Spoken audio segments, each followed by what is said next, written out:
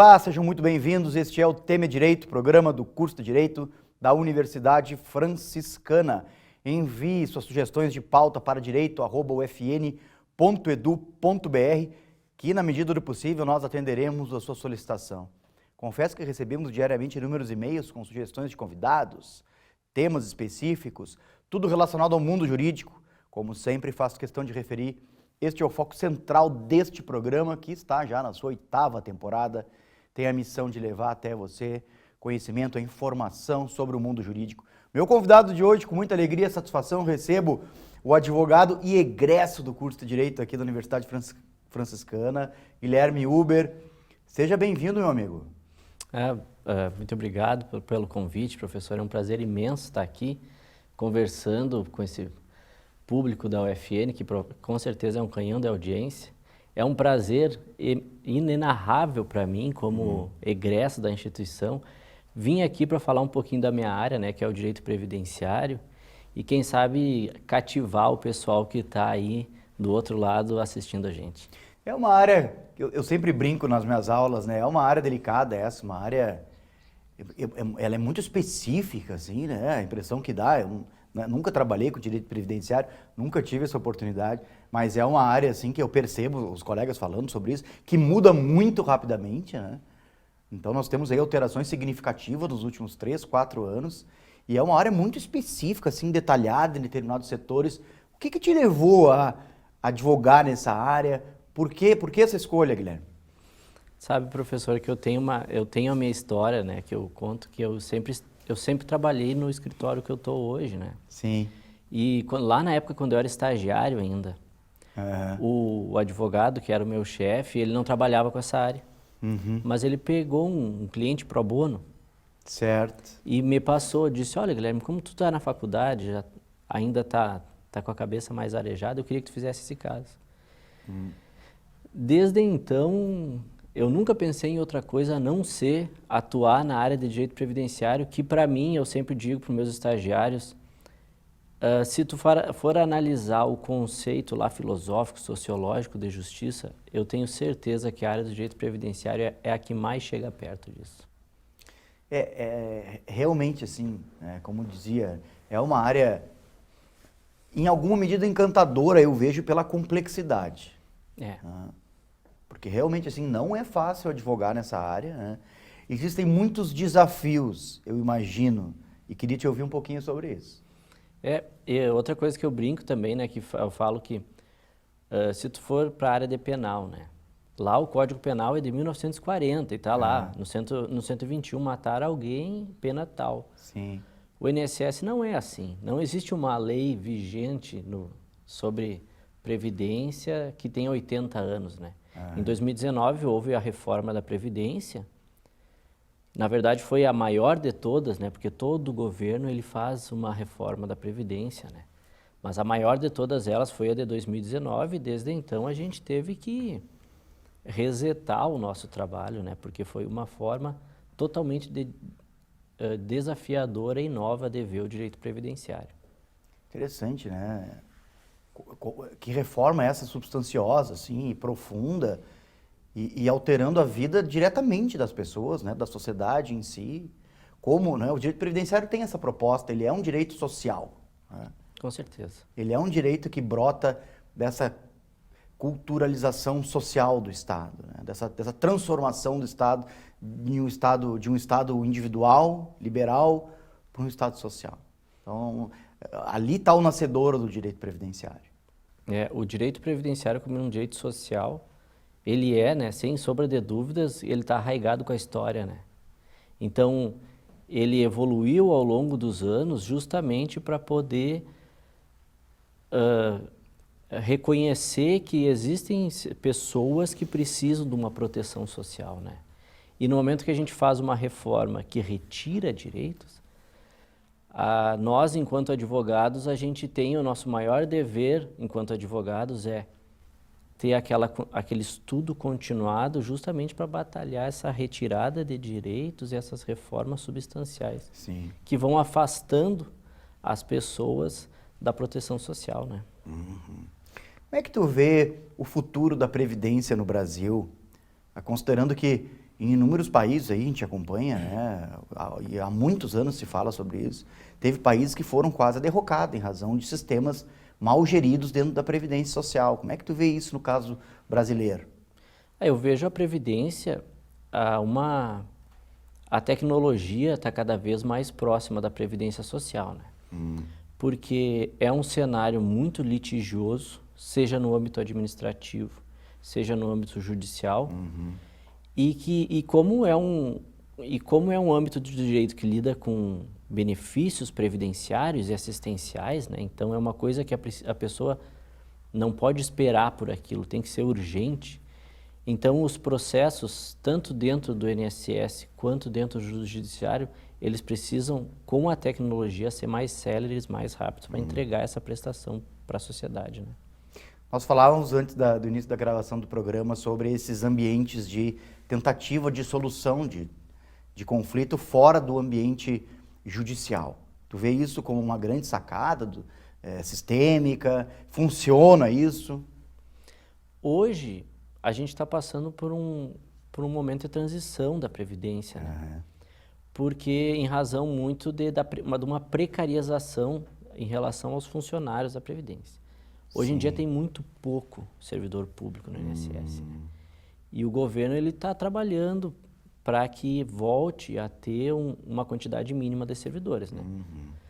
Porque muito embora a gente tenha muita tecnologia, quem está atrás do computador analisando, na maioria dos casos, quem está por trás do computador analisando um pedido de aposentadoria é um servidor público, né? Sim. Então hoje a tecnologia, ela nos facilita muito, né?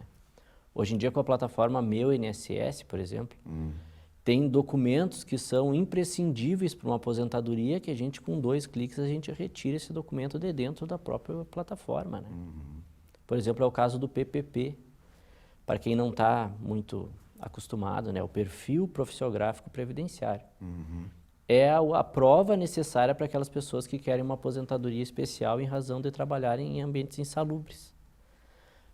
Até final de 2022, o PPP tu tinha que ir lá na empresa, implorar para o empregador para te entregar esse PPP. E muitas vezes esse PPP vinha mal feito. Sim. Hoje em dia as empresas têm a obrigação de fornecer ele dentro da plataforma Meu INSS, né? E isso para nós advogados tem facilitado bastante o nosso trabalho. Claro. É porque já está ali o documento pronto, né? Imagina se depender. Como é que vai depender da pessoa providenciar isso e postular na empresa?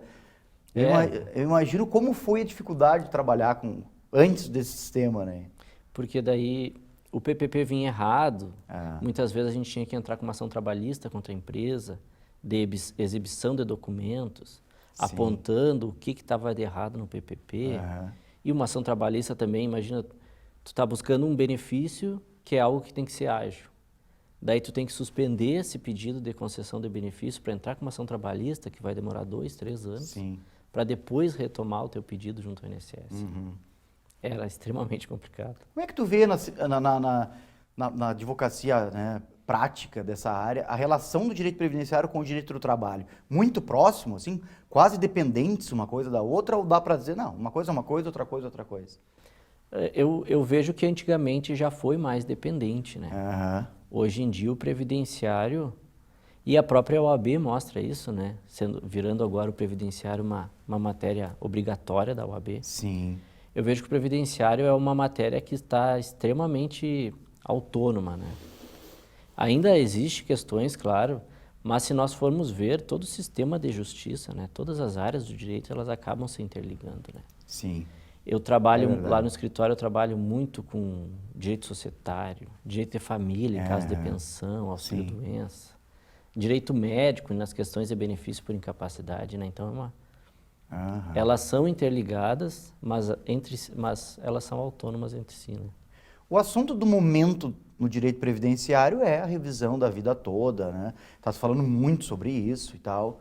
Queria te ouvir um pouquinho e explicar para o nosso telespectador quem tem direito a isso, do que se trata e qual é o estado da arte da situação hoje, né? Vamos dizer hoje aqui, setembro de 2023. A revisão da vida toda é uma verdadeira novela, né, professor? Porque ela começou há muito tempo, né? Foi uma ação individual que começou lá em São Paulo, foi subindo os degraus do judiciário.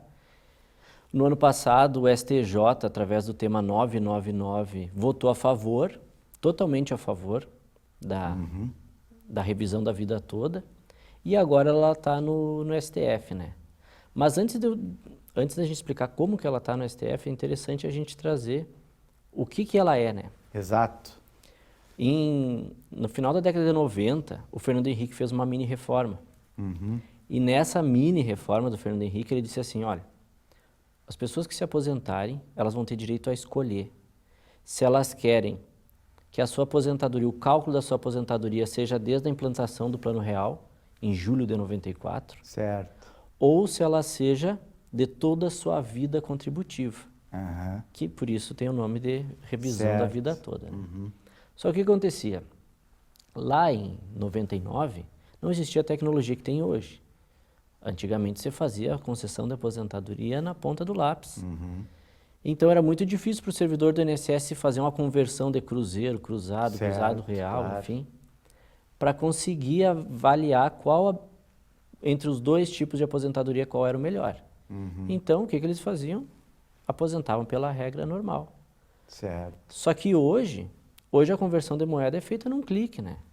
Então, essa barreira tecnológica que existia não existe mais. E daí começou a se ver que muitas categorias começavam a vida contribuindo bastante alto e depois, por causa dos percalços da vida, elas acabavam no final contribuindo menos. Sim. E daí, nesses casos, era extremamente prejudicial o modo como o INSS estava operando, né? Daí começou-se a se falar da vida toda. E daí criou-se esse arcabouço todo, essa novela toda, como a gente fala, né? Sim. Como que está, então, essa questão no STF? O STF, ano passado, julgou a favor, né? Então, aqueles que estão nos assistindo, a revisão da vida toda, ela é uma realidade. Só que o que está discutindo agora são os efeitos dela, né? Certo.